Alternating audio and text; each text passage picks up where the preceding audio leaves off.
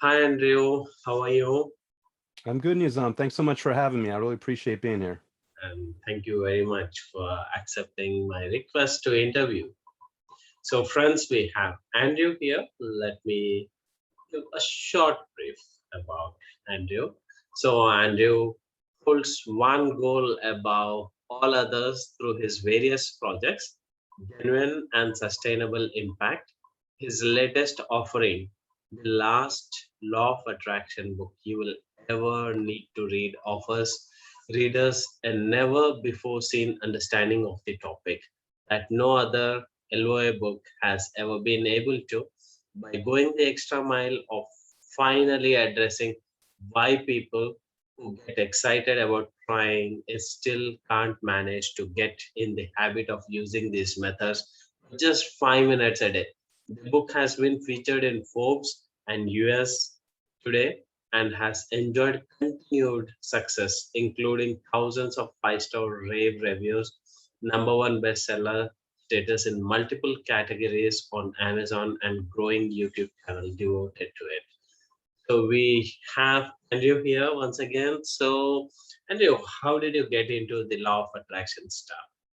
Well, I mean that goes back a really long ways. It's actually, I haven't thought about this in a while. Like law of attraction is something I actually thought, kind of went into back when I was a budding entrepreneur. So this goes back to 2004. Mhm. And it was interesting because it was pretty much just one of many modalities that I was just kind of sifting through, trying to figure out life, trying to figure out myself, trying to figure out where I was going. And um, I'd actually, at the time, I kind of found it unreliable. And I would find out years later that it was I who was unreliable because I wasn't just using it the way I was supposed to. I wasn't just like engaging with the methods. I wasn't doing like you kind of like noted in the intro, simply 5 minutes a day. And I kind of hit a wall. I mean, I'll give the short version, but I lost my business and my girlfriend all in the same week. And it was at that point where I kind of like had to take a close look in the mirror, like, what's going on here? And I had that epiphany looking back, like, what about my life could I be improving at this point, or how could I be doing it? And I had that realization, like, well, whenever I engage in law of attraction methods, they did work. So what if I can say, you know what? I'm not worried about how it's going to happen. I'm not worried about when it's going to happen. I'm just going to go all in and see what happens. And when I finally did that, that's when things turned around. And, like 3 months later, I'm in a way happier, way better relationship. 4 months later, I'm making more money than I did before in my life. 6 months later, like everything's different. So I kind of learned the hard way that this thing, and we'll call it the law of attraction, it works if you work it. And it was like 11 years later that I decided to write a book about it because I never thought I would go into this topic. It was really just something where I said, listen, what do I want to do in business that's new where I'll be excited engaging with my customers every single day? And I just gave myself permission to say, okay, well, if I'm going to do this, let me be bold and let me go all in that way as well. And hopefully give people a paradigm shift and hopefully a new way of looking at the law of attraction so they can kind of go through what I went through in terms of doing it and then learning through their own life experience. Just like it works for me, it works for them. So, so, there's a bold title in your book, Mhm. The Last Law of Attraction book you will ever need to read. So, what's so different about your book? So, I mean, everyone's going to have their own opinions of what makes a law of attraction book, valuable. Mhm. My humble opinion, any law of attraction book worth its salt is hopefully going to explain the law of attraction in a way that makes sense and people can work with it. Also, hopefully, any book worth its salt is going to give user-friendly methods. Mhm. What I want to do was, in addition to that, is I also wanted to throw in this extra piece of answering the question of like why, whether it's law of attraction or it's weight loss or it's relationships or it's money or it's business or whatever, why do we learn information that's really valuable and we get super excited about it and we start to use it and we actually start to get results and we still stop? It's like, what is going on there? So I basically, what I wanted to add and why I believe it's the last law of attraction book you'll ever need to read is because I address that in addition to the methods. So that again, people will now have a mirror held up to themselves where they say, all right, now next time they start doing something and it starts to work and they stop, they can understand why. and then they stop stopping basically. So they start actually engaging with it, and then they can keep up the methods for as long enough as they need to get that result and see that it really does work for them. Okay, so thank you for that clarification, Andrew. Yeah. So, Andrew, before we get into further questions, how do you define law of attraction? So law of attraction for me, it's basically it's a universal principle based on the premise that everything is energy. Mhm. Your energy, I'm energy, our thoughts are energy, and all energy vibrates at frequencies. And like frequencies attract like frequencies. So assuming that's true, we'll assume it and we'll work with it. That basically means that we can strategically engage with our thoughts in a way that's going to invite preferable circumstances, preferable outcomes, improvements in our life. So law of attraction basically means what you think about is what you attract into your reality. And an extra added dimension, not that it's actually part of law of attraction, but you know whether the law of attraction is working or not based on how you feel. Because if you're thinking about that job promotion, for example, and you feel good, you are attracting it into your life. But if you're thinking about that job promotion and you're feeling bad, you're actually repelling it because you don't realize you're not thinking about the job promotion. You're thinking about the lack of the job promotion. You're thinking about it with a sense of frustration, uncertainty, fear, doubt, which is thinking about the lack of it. So it basically, that's my long-winded way of saying, what you think about, you bring into your life. Okay. So, um, Andrew, here comes my next question. Like, why do certain things happen in life which we don't want? Mm. Well, again, we learn about this law of attraction thing. Mhm. And again, we understand that thoughts will bring certain realities in, but that isn't said with the premise that we control everything.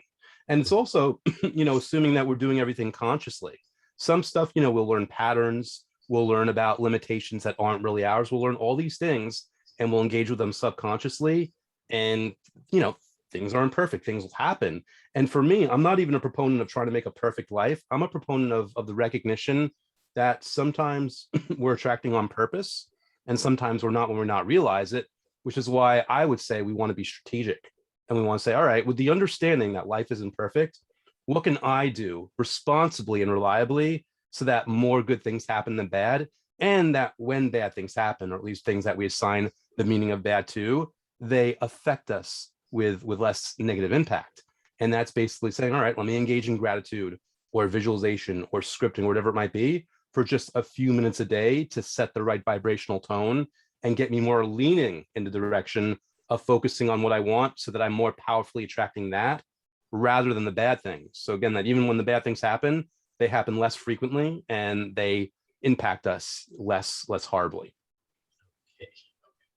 Thank you, Andrew. I've come across certain people who say, Nizam, I have been visualizing for years now, saying my affirmations and everything, yet I'm not getting the results. I haven't got the life partner or house or job or whatever they an Mhm. individual wants to manifest. What do you think there the missing link is happening despite of so much regular practice? Yeah. So bear in mind what I'm about to say here. I've been guilty of it more times than anyone else. So I'm no better than anyone as I say this. But fortunately, I do say it with the perspective of having caught myself doing it. And to me, this most likely reflects what I believe is the number one mistake that people make in regard to law of attraction. And that's doing the methods to get the results. To which you probably say, well, hey, that doesn't make sense, Andrew. Why would that be a bad thing? Why is it bad to do the methods to get the results? Isn't that what we're supposed to be doing? And this is where basically there's a trick kind of hidden, like it's sneakily hidden in there. You don't want to do the methods to get the result because when you're doing the methods to get the result, you're doing the methods with a focus and energy and intention and understanding that you don't have what you want. You're basically inadvertently putting out the magnetic vibration of not having what you want. Where what you should instead be doing is these methods for the sake of enjoying the methods in the moment, not worrying about when or how it's going to come. And it's kind of like a counterintuitive thing. When you let go of that and you just enjoy it, then you've hit the sweet spot of putting out the positive emotions. I think a lot of people, again, I did it to myself. When you're like, this stuff isn't coming, look at that, I just said it, I just said this stuff isn't coming, I just affirmed it right there energetically. And if I said that verbally, you know it's going consciously, it's going on subconsciously. So a lot of people, the more they do these methods and the longer it takes, they don't realize they're getting more frustrated, they're getting more impatient, they're getting more upset, and they're putting that energy, that fierce energy, into the visualizations. They think they've convinced themselves that they're thinking about what they want, but at that point they are way too frustrated. They are attracting the lack of what they want. When you solve that, when you say, listen, I'm just going to do these methods for the sake of enjoying them, and I'm going to enjoy my life as much as possible in the meantime, that's when you kind of hit the sweet spot and you start to shift the momentum of more good things coming to you rather than the lack of what you want. So it's not the method we are doing. We are using these methods just to enjoy that moment. Right. I mean, and it doesn't matter whether it's my book or someone else's book, my YouTube channel or someone else's YouTube channel. There's nothing wrong with these methods. What's wrong with, like, are you actually enjoying them? And what I mean by that, some people say, yeah, I enjoy them. I'm like, well, do you look forward to them? Do you actually wake up and saying, you know what, I enjoyed that method I did yesterday, that visualization or whatever it might be. I enjoyed it so much, I can't wait to do it. Because, here, like baseball fans, I think any baseball fans can relate. I've never found like a baseball fan walk up to me and be like, hey, Andrew, you mean I got to go to the World Series this year? It's like, no, they're super pumped to go to the World Series. Even if there's a long plane ride, even if they're not happy with their hotel, even if they're in a congested, crowded city and they don't like cities, whatever it might be. No, they're baseball fans. They want to go to the World Series. What you want to do is you want to enjoy these methods so much. And why wouldn't you enjoy these methods when you're visualizing things that you want? You want to enjoy them so much that you look forward to them. And again, strategically speaking, my belief in my experience, you don't got to do these methods for 20, 30 minutes, 60 minutes, 5 minutes a day of doing these methods is all you need, because you're setting that vibrational tone, and you're kind of, again, then you'll be able to get to the rest of your day. So you don't feel like this is like some cumbersome chore that you have to do. Just 5 minutes of enjoying your life and then getting on with your life in the meantime, and hopefully, ideally, enjoying it as much as possible, which is, again, more affirming that you are happy, which is instructing the universe to magnetically tell you, all right, let's give this person stuff to be happy about. Okay. So, Andrew, no doubt, at least 99.99% people would love with this logic and the idea of 5 minutes practice a day. That's nice. It's logically also convincing. And the another question I frequently get to see people asking about is like, okay, in the morning I did my morning routine of practice, be it 5 minutes or 15 minutes, but the rest of the day, I was worried. I was again frustrated, and I don't know how it's gonna happen. I don't know when it's gonna happen. So, what is your advice about it? Yeah, well, so when you go about your day, first of all, it's okay if you're not positive for the rest of your day. Yeah. Although, again, because those 5 minutes that you're doing, the energy is way more powerful than the negative stuff anyway.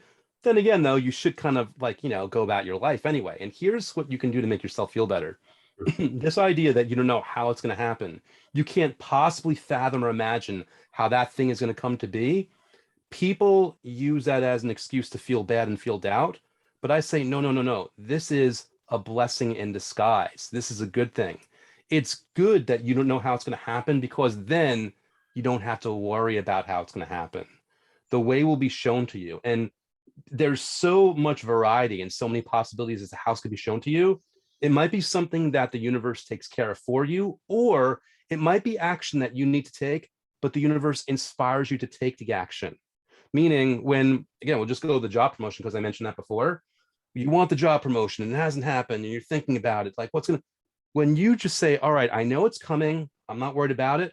Well, then maybe because you're more relaxed, you leave a pathway for the universe to give you a really good idea to bring to your boss that gets you to get you the promotion. Or maybe, again, the universe puts someone in your path that gives you good ideas to help you get the promotion. You don't know. There's a joy, there's a gift in not knowing, in embracing that and understanding that it's still going to happen nonetheless. That's a way of letting go. That's a way of leaving all to the universe. Again, with the full understanding that when you are inspired to take action, when you get an idea, you'll move on it, but you won't force it. You won't take lackful action for the sake of taking action. You'll take action that you're inspired to because you're in a relaxed state of mind and a confident state of mind, knowing that this is inevitable. You should be looking at these things as inevitable. You just don't know about the timing and the how of it. You got to give up the control. If you give up that control, but you're still in that place, that's where you leave a lot of room for a lot of really wonderful, amazing things to happen that will shock you. And then you're like, wow, I can't believe it was that thing that it happened that way. But I'm kind of glad because I never would have thought of that on my own. Wonderful.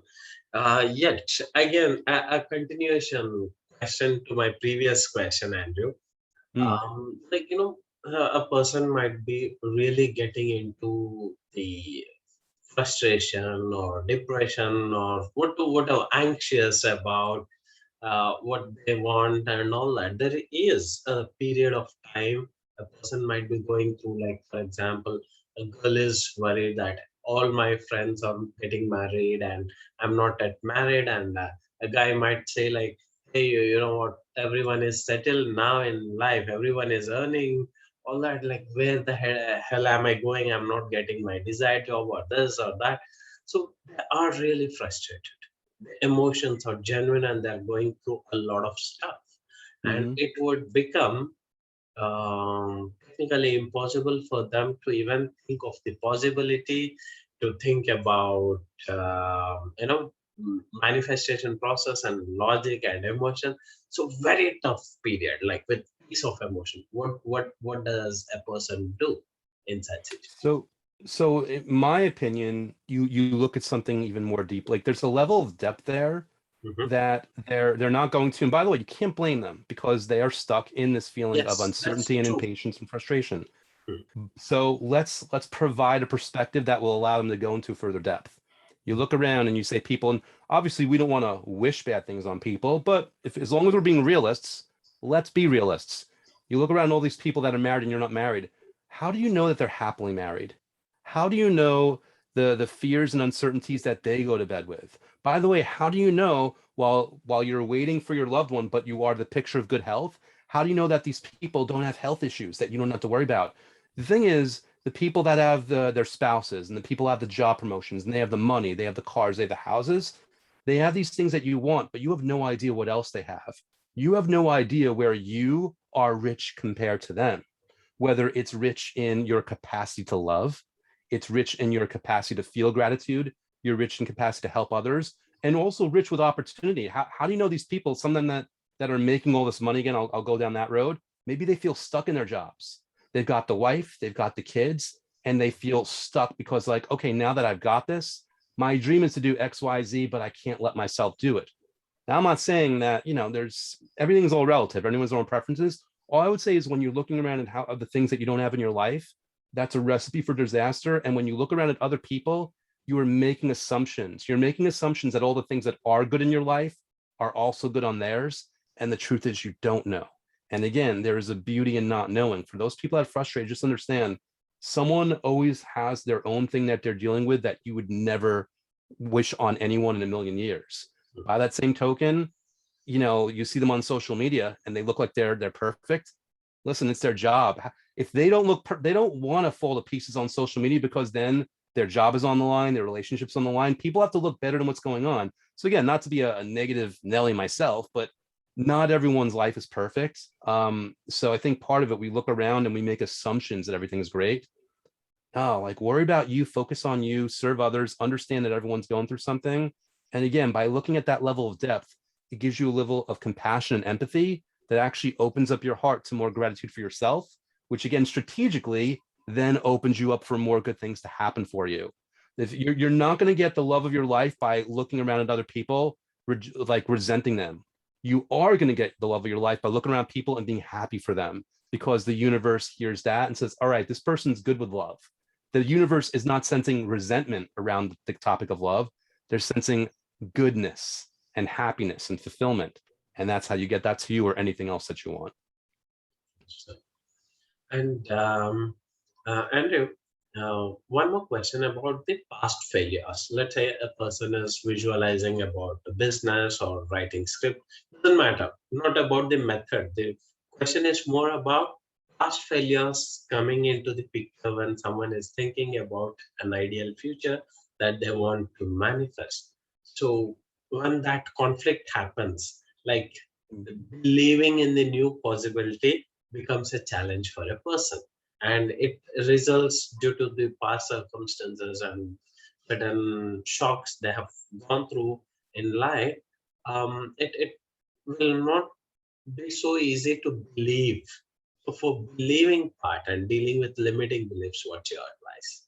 Mm. So just like with the last question, I would challenge people that there's a level of depth there, depth that actually makes things better. Because for me, I mean, past failures don't pop into my visualizations, but I mean, I've thought about them. And if they do, and when they do, it's like, okay, these failures don't mean I'm a failure. These failures mean I've eliminated failure options and failure possibilities and are closer to positive ones. A failure in the past doesn't mean a failure in the future. A failure in the past increases the likelihood of a success in the future. If you sell cars, for example, and you're visualizing, I'm the best car salesman in the world, then you think about all the times that, you know, people rejected you, or you bombed something, like, that's actually good. Now you know not to use that line. Now you know that when you say that thing, you come off as manipulative and you turn off the prospect. And that, like, you learn from these things. So these aren't things that are reminders that you are going to fail in the future. These are ways that you have learned to not fail in the future because you've already made the mistake. So should those pop in your head, it's like, listen, all right, cool. I guess this is my subconscious mind reminding me that I'm already past that. And it's reminding me to be grateful, because even though I don't know how and I don't know when, I am that much closer to the things that I want. Okay. And visualization. Oh my God, so many people like I cannot visualize. I cannot visualize. So that's the reason I'm not able to practice law of attraction. So visualization, visualization, visualization. So what's your answer that I'm not good at visualization? Right.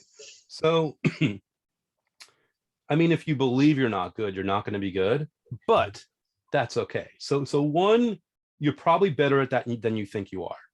Two, you've probably assigned a specific requirement of what visualization is supposed to be or has to be, when it's not necessarily that. But three, if you're really convinced that visualization is not working for you, I say, okay, cool. Let me tell you about something called scripting, which, by the way, I have not invented this. I just teach it like anyone else. Hopefully I explained it in an easy way, but this isn't the first time it's come about. But scripting is basically journaling about your life in real time, in the present moment, as if you're already living your dream life. It's like, I'm so happy and grateful now that I've met the love of my life, and here's all the things we do together. I'm so happy and grateful because of promotion, and here's all the things great about it. You're journaling about it, right? And by the way, if you don't like to handwrite, you can type. If you don't like to type, you can pull out your phone, hit the record button, and speak. You can do spoken scripting. But the reason I'm bringing this up as an option is because when you do that, you are accessing your visual cortex, even if you don't realize it. You are visualizing. You're just not doing it in that classic way. So if visualizing that tough, I mean, I would say give yourself 30 seconds and just do it and see what happens. But by the same token, try scripting, because scripting is an extremely underrated, powerful thing. So powerful that the first YouTube interview that I ever put on my own channel was my friend Chris, who scripted her way from like $300 in the bank to over $1 million in 16 months.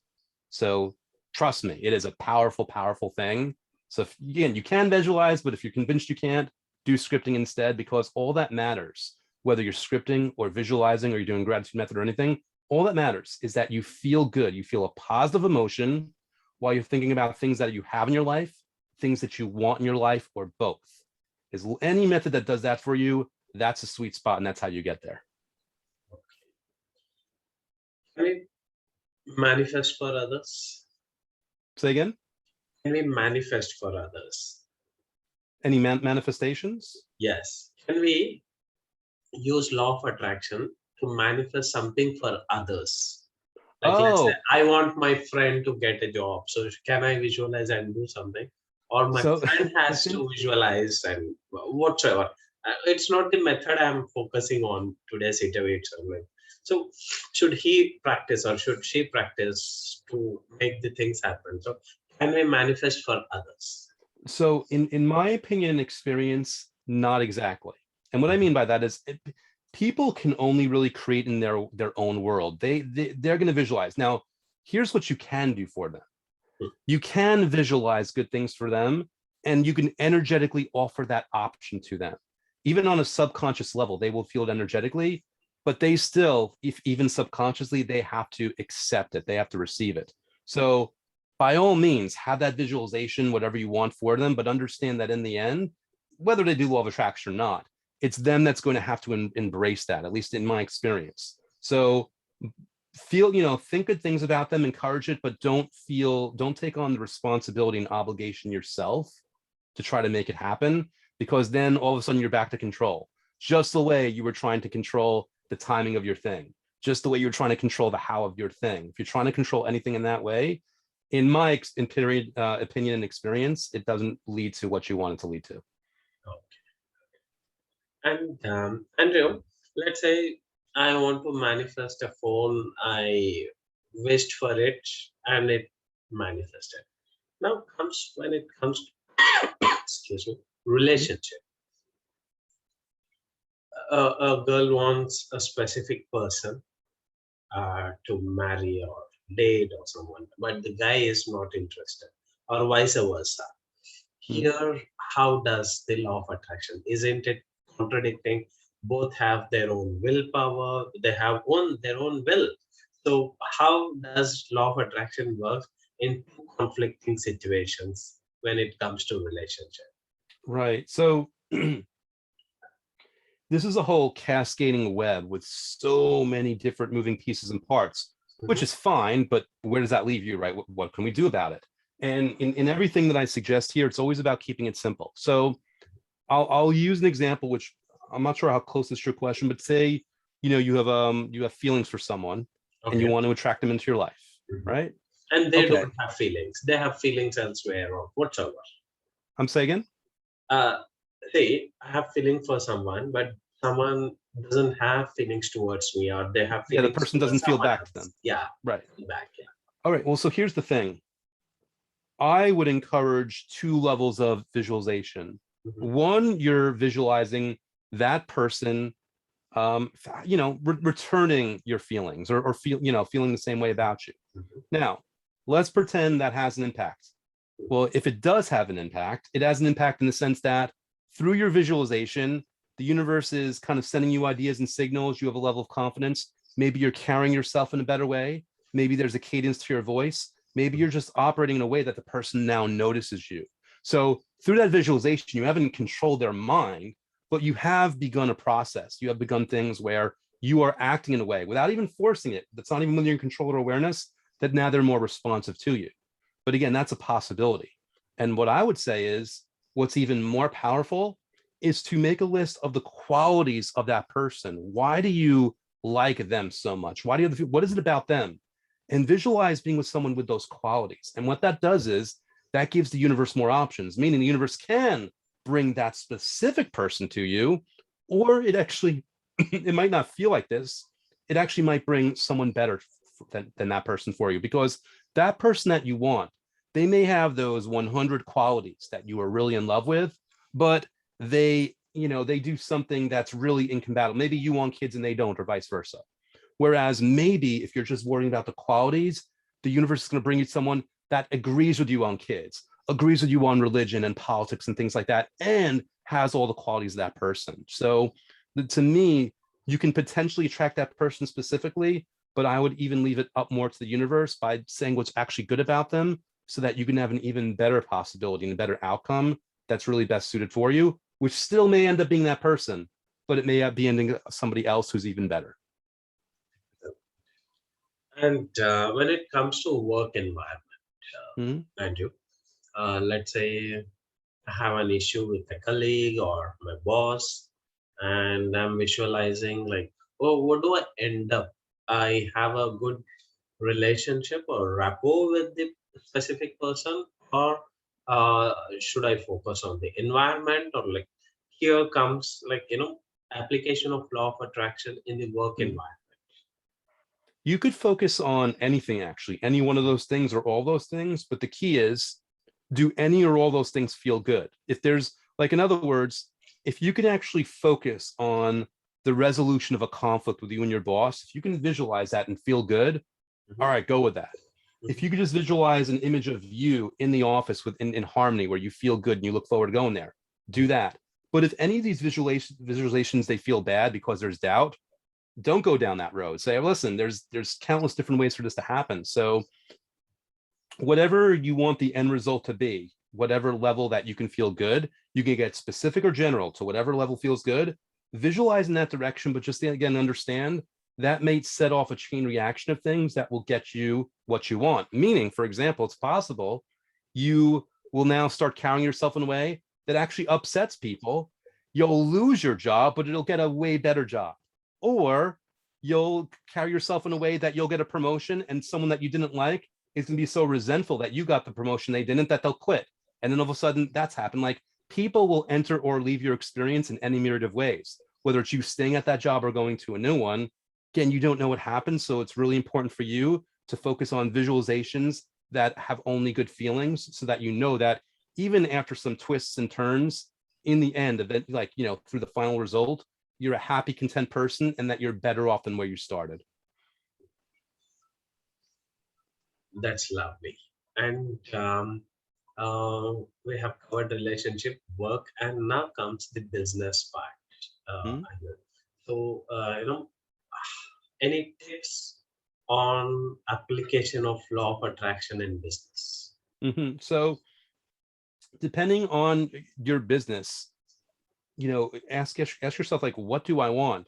Do you just want money? Do you want to sell more of your product or service? Do you want to be a well-known author or a well-known actor or a well-known software developer? Like, what is it, the thing that you want? And you want to engage in visualization of what that means. Like, for example, and there's so many different ways of doing this, but one way of saying, like, say you want to be like a big, huge software website developer. What would that look like?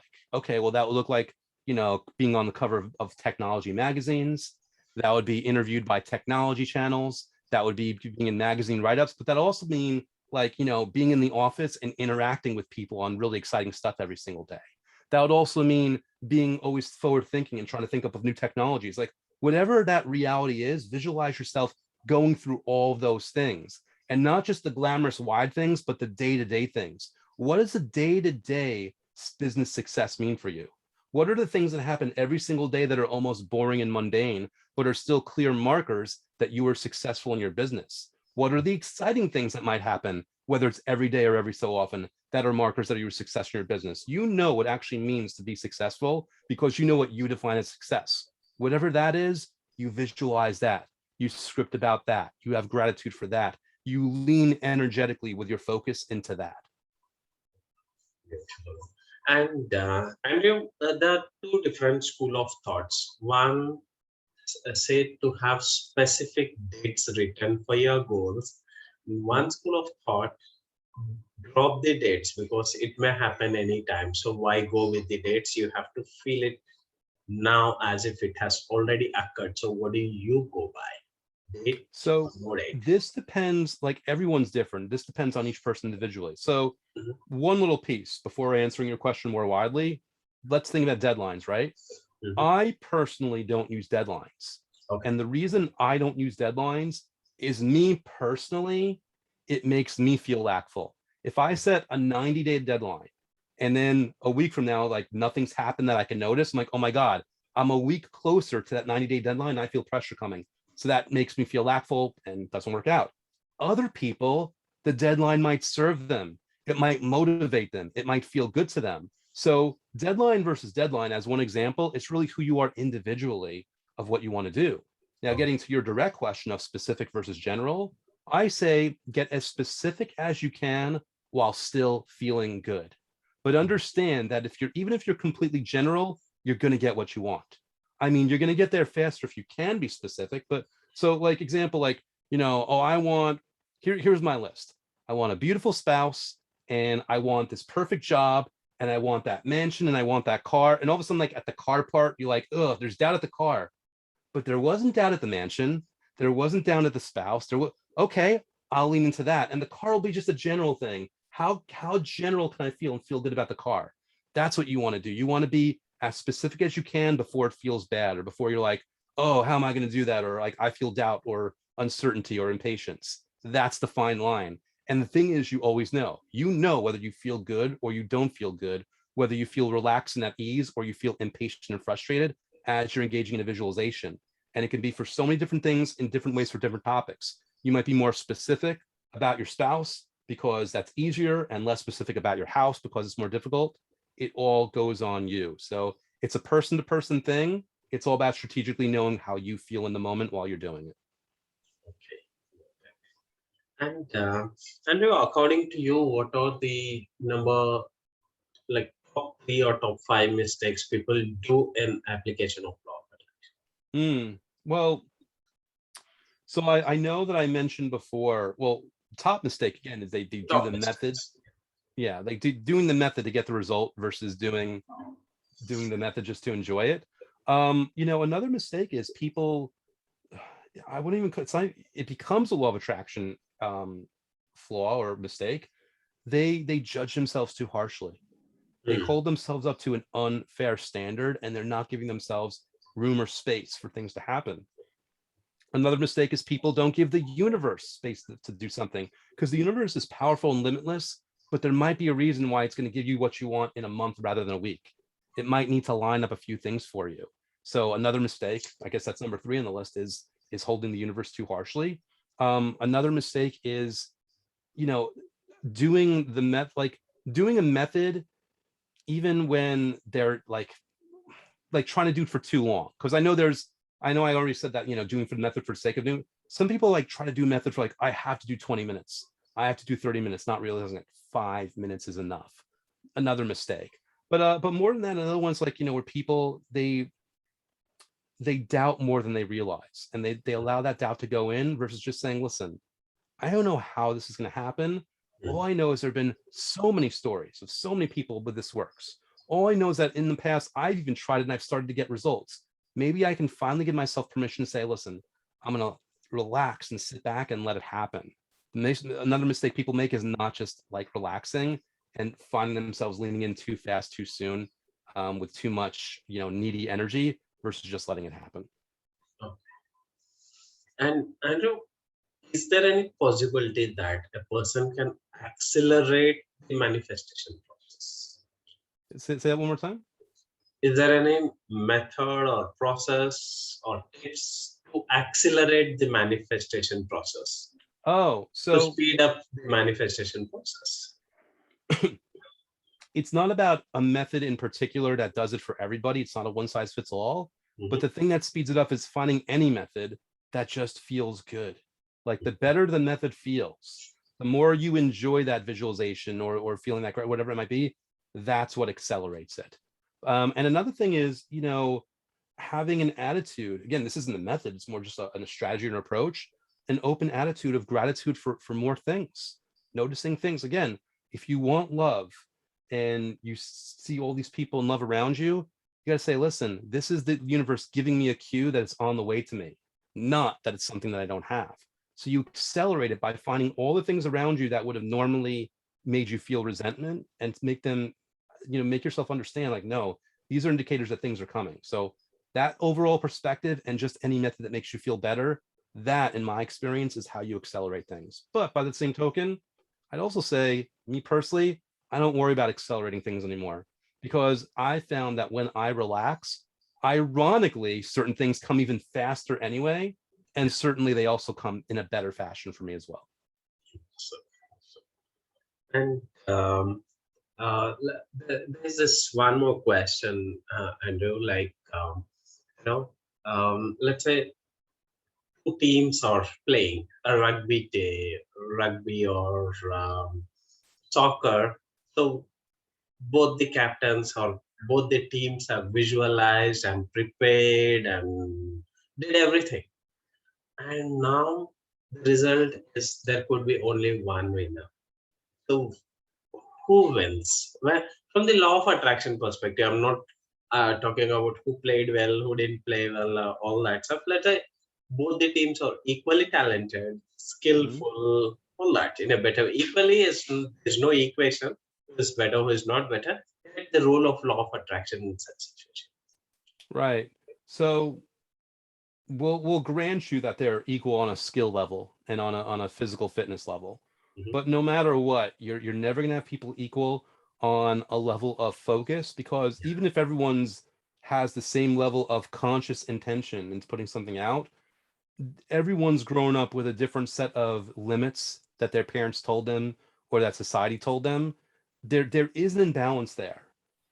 All things being equal, in the end, someone's going to have something that tips the scales in the favor more than the other. But overall, if everyone's really visualizing the way they should, that one win doesn't matter as much, because you're still winning in life, meaning you'll win the following week. Or the things that are most important, they still have their health, they still have their family. There's nothing where both people compete for something that's really important in terms of resources and one loses, because the universe is so abundant. There is a way for everybody to win, for everyone to be provided for everyone to be happy, for everyone to be content, for everyone to be healthy, for everyone to be, just all the things that are really good about life. Everyone can access that, even if they don't specifically access the win in that game. Okay, beautiful. And Andrew, you almost answered the same, same thing. Yet I want to specifically ask a question for students. This, mm, let's say a million students have, attended for a specific competitive exam. Only few can crack it. The rest of all that, the student has failed, or a student has failed in an interview, and then they go low. So at that point of time, that moment they have failed, but that doesn't define that they are a failure. So in such situation, application of law of attraction. Of course, you did answer like losing the match doesn't mean that they are always gonna, lose the matches in future as well. But still, from the student's perspective, with regards to job or failing in the exams, what else can they do with application of law of attraction? And this is just for clear, to get a specific job. A specific job, or they failed in an exam, um, Hmm. like and feeling low, or the reason I'm asking is, just 2 days ago there was a competitive exam where 1.5 million students have appeared, but hardly few thousands, like 4,000 or 5,000 students can become doctors. This is a Yeah. medical exam. So I'm just asking about in general. So like millions of people are competing for the same seat to become a medical doctor and an engineer. And this year they might have not cracked it. Maybe next year or some other time. Yet at that moment to process this result, and like you said, while telling about the mistakes of law of attraction, people are harsh towards themselves. Yeah. I Well, I must mean, take I might be yeah. I might be cheating my way to an answer here, but all these people at once, they're not all going to be using law of attraction. Okay. There- and in a world where you had all people using law of attraction, it is my belief that this problem would not even exist to be competed over. So on that, like basically, law of attraction technically outgrows that challenge, because there's no way for everyone to be using law of attraction in a powerful way and that still be the issue. Okay. And this was some funny statement. It made sense also for me. Sometimes not getting what you want is also a blessing. So Mm. what's your perspective about that? Well, it's, there's getting what you want and there's getting what you think you want. Mhm. Meaning sometimes people think they want something, but they don't realize what goes along Yes. with that. Again, people think they want that job promotion until they realize that with the job promotion, all of a sudden they have to work directly with the owner of the company who's horrible to deal with. Or all of a sudden now, the jobs and the livelihoods of a whole department of people are now riding on their shoulders. Or, there might be things that go, or they just can't work. They have to work all these extra hours and they can't spend time with their family anymore. And here's the thing. I mean, again, you want the promotion, not the promotion. In an abundant universe, there's a way for you to get what you really want, whether it's a promotion at that job or just more money at that job, or promotion at another job and more money at another job. There's always a way of doing it. So people think that they want something, but again, I argue, well, life is certainly not perfect. If you could embrace the idea and the energy and the intention that you're always getting what you want, but sometimes in different speeds, the universe will pleasantly surprise you. And one thing that I do every single day is I'm grateful for good news. Every day I get good news. Sometimes I don't realize that it was good news until the next day, but every single day I do get good news. Same perspective, in my opinion. Okay, and here is one more a major area people are worried about their weight. So for Mhm. weight loss, law of attraction, a person visualizes that he or she is fit, slim, or in their ideal weight. Does that work? So bear in mind, like, I'm not a doctor, Mhm. but I would say this: the body is an amazing thing. Meaning, I've seen and read instances of bodies doing amazing things and having amazing transformations, but sometimes that also involves a new decision in nutrition, a new decision working out. It's like, in other words, people can technically change their body through the law of attraction alone, but sometimes if you're visualizing your ideal body, besides your emotions improving, which improves your body chemistry, which automatically improves the state of your body, you also might be inspired to go to a gym and work out, or to take up a sport or do something. Meaning you were brought that idea, but you're taking physical action. Keep in mind, we're in a three-dimensional physical tangible space. We're having a physical experience. So while you can do it without that, most situations, the universe is going to try to find you the shortest distance to what you want. That will include being inspired to do something physical in terms of nutrition, in terms of exercise, that will complement the visualization and help speed up and accelerate things for you. Awesome. And an extended question to this is action versus non-action. So, So, would you? so I'm, there's this kind of like a common saying of, you can sit on your couch. Some people say, well, you could sit on your couch and attract everything, and other people are Yes. like, you can't just sit on your couch and expect it to come. I'm a proponent of, yes, sit on your couch to a point. At some point, if you're actually doing what you're supposed to sitting on that couch, meaning you're engaging these methods and you're enjoying them, an Mhm. idea will pop into your mind to take action. I think Yes. it's a combination, but it's supposed to be a combination. I think the idea that the universe has to handle everything for you, I'm putting that in air quotes, I think that's a misnomer that we don't realize we're actually tripping ourselves up by doing that. Because now all of a sudden we put all the weight of a mystery invisible force, where when we are in agreement that we can do things, that combines with our life experience that we are able to engage with the world and make an impact. You want that. You want to be engaging with it in an inspired way, in an abundant way, in a positive thinking way. And the universe will still throw you opportunities. Universe will still do a lot of things for you, but you will be working in tandem with it in a much more efficient way, versus crossing your arms and saying, you know what, I'm not doing anything because the universe is taking care of everything. When you do that, you might not realize you're basically screaming that you have doubt in yourself. And if you have doubt in yourself, you are an extension of the universe. Therefore, you have doubt in the universe. If you doubt in the universe, you see we've now gone down this rabbit hole and you're stopping yourself. It's all one big cascading web, tangible and intangible.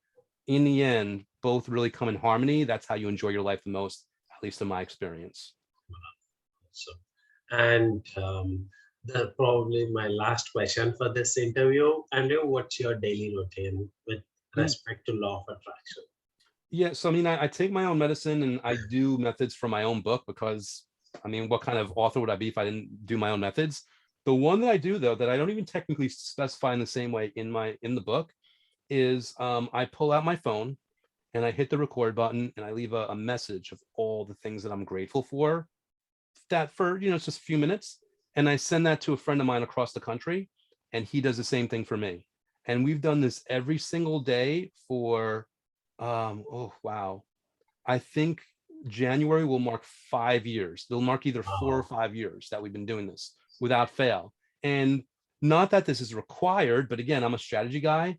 I basically strategically injected social pressure where I don't want to let my friend down and he doesn't want to let me down. So we kind of carry along each other. But it's a very easy commitment. I can record for 5 minutes. I can record for 90 seconds. There's no rules, there's no limits, but it's something that it gets me every single day to engage in gratitude about all the things. And I can talk about things in the moment. I can talk things about the past. I can talk about things in the future as if they're already here. As long as I feel good thinking about what I have or what I want or both, I'm doing what I'm supposed to do every single day as I engage in that process and as I do that with my friend.